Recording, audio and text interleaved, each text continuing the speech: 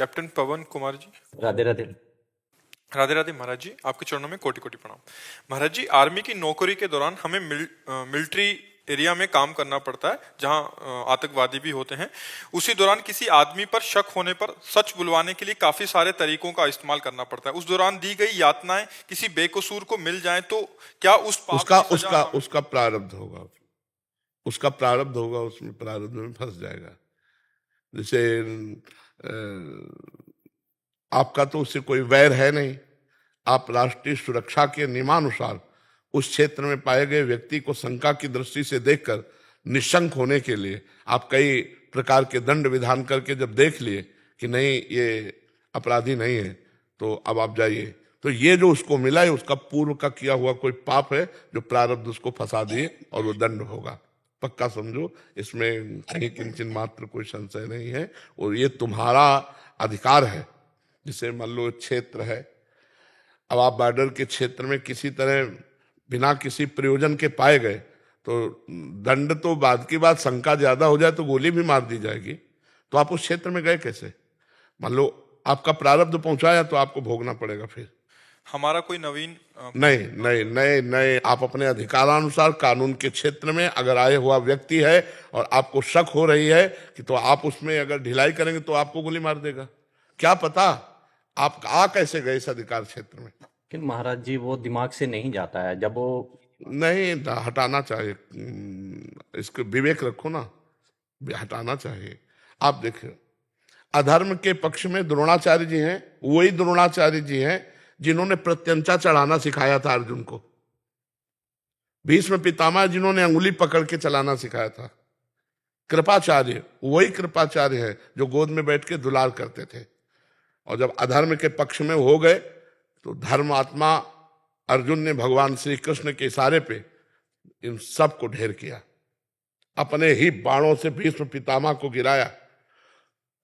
और धृष्टद्युम्न ने महाराज भगवान श्री कृष्ण के इशारे पे युधिष्ठिर से कहा, बोलो।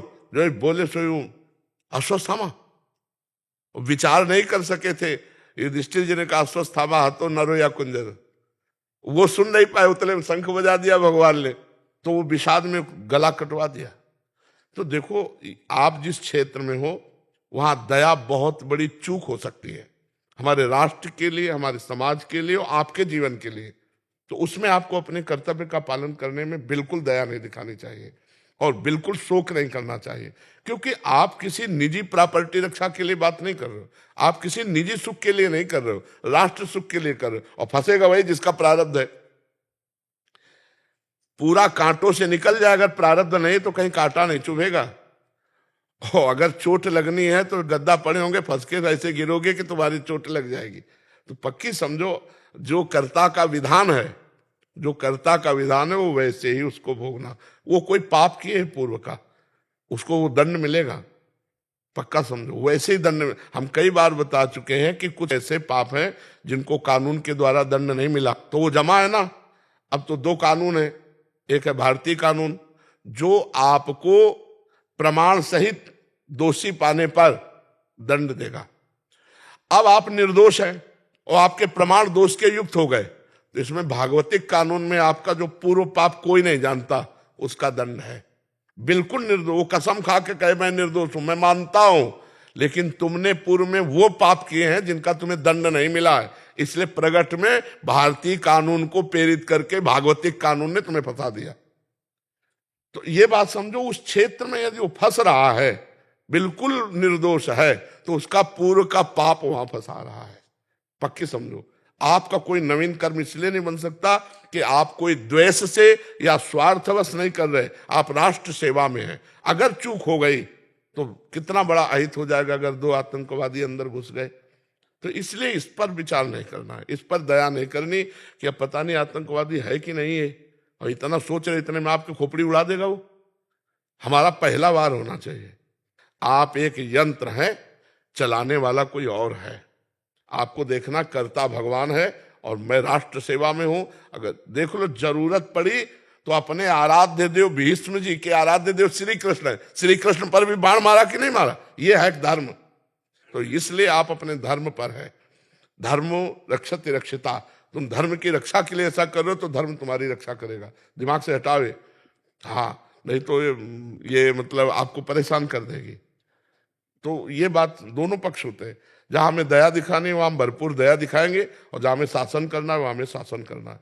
तो आपके हृदय में शासन की प्रधानता होनी चाहिए, दया एक कोने में रखी रहे, जहां जरूरत है वहां दया, और जहां शासन की जरूरत वहां इस तरह की जो मन प्रश्न देना बुद्धि उसको काट करो।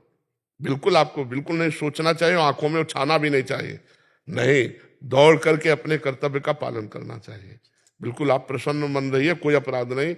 अच्छा, इसमें यह ना समझिए कि हम केवल बातें बनाते हैं, ऐसा नहीं होता। उत्तर देने वाले को नरक मिलता है अगर गलत उत्तर दे, ऐसा कोई खिलवाड़ नहीं है। तो हम उस पद्धति से कहते हैं, शास्त्रीय पद्धति से। जैसे आपका राग है या द्वेष है या आपकी कोई पर्सनल है, और वो वहां मिलता है, आप उसे फंसा के मारते हो, अब अपराध है। आप तो जानते भी नहीं उस व्यक्ति को, और उस क्षेत्र में मिलता है, तो अपने कर्तव्य का पालन करने के लिए जो दंड का प्रयोग है वो तुम्हारे लिए कोई प्रायश्चित नहीं बनेगा, वो तुम्हारे लिए कोई नया कर्म नहीं बनेगा। युद्ध करने में जैसे लाखों के गले उड़ाए जाते हैं तो वो कोई हिंसा नहीं होती। ऐसे तुम किसी एक को गोली मारो 302 में फंसोगे, लेकिन आप युद्ध क्षेत्र में खड़े हो और विपक्ष के आप हजारों को मार दोगे, तो ना भागवतिक कानून में आप अपराधी हो और ना भारतीय कानून में अपराधी हो, क्योंकि आपका कर्तव्य है, आप अपने कर्तव्य का पालन कर रहे हैं। बस समझ रहे हैं आप? जी महाराज।